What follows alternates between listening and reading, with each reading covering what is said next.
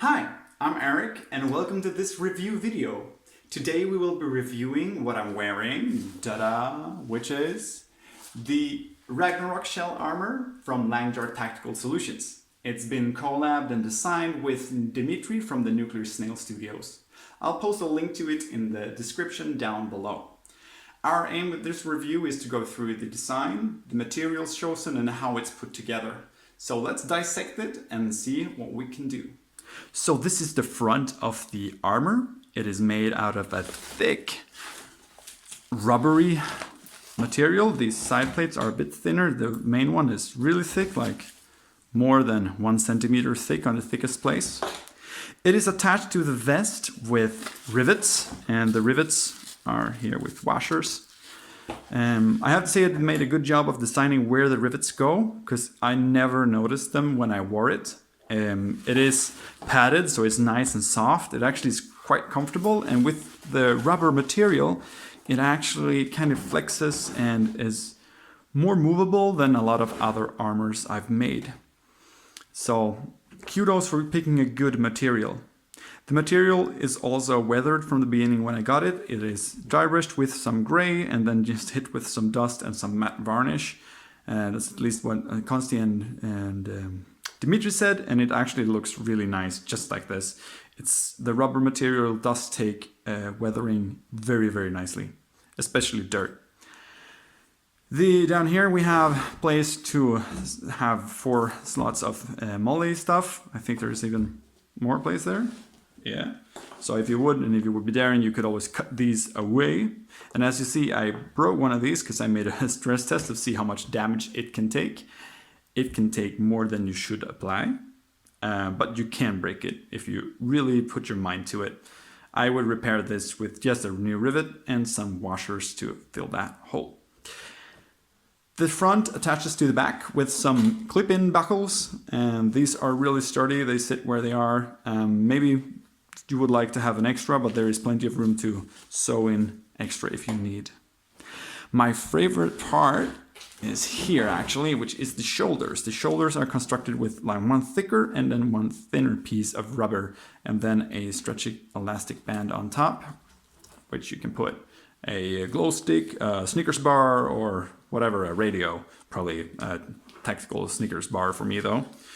And these have a really cool thing because these are actually attached as screws. I hope you can see that here. That means that you can remove these, and you can remove this small bit on top or the whole big bunk as you want to. If you want to have, I don't know, magazines, bigger radios, different kind of slots. It's also nicely padded, which means that these, I was a bit worried, would dig into my collarbones or stuff like that. It's actually comfortable to wear. So this is a great design.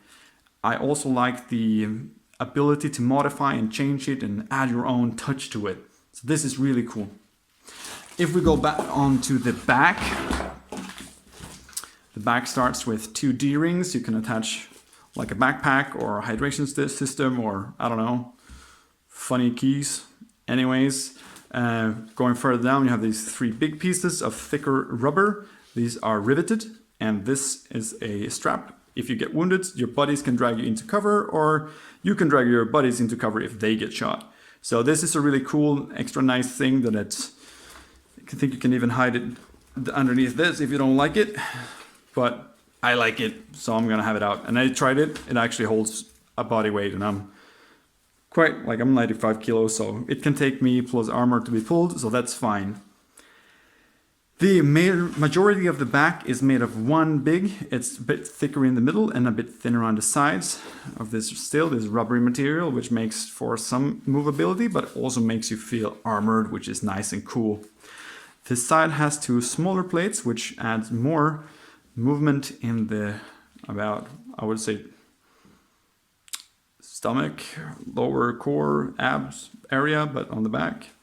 And it all has this nice small details. It has this lettering here, and yeah, this is where it attaches to the front. If we open it up,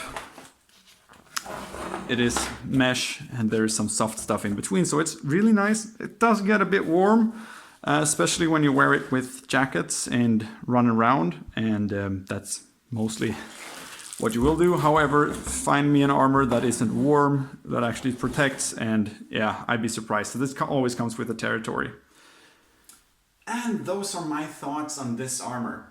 I think it's a really useful piece that you can buy for dystopian, dark future, almost cyberpunk and sci-fi events. And I think it's a great piece that you can just buy and wear it right out of the box. Or you could add your own touch to it. And that is exactly what I will be doing in my coming videos. So hit subscribe and I'll see you next time for that. If you like this, thought it was useful, well, hit like and share. And if you want to get your hands on your own Ragnarok shell armor, you go in the link in the description down below and go to line jars. That said, I'll see you next time.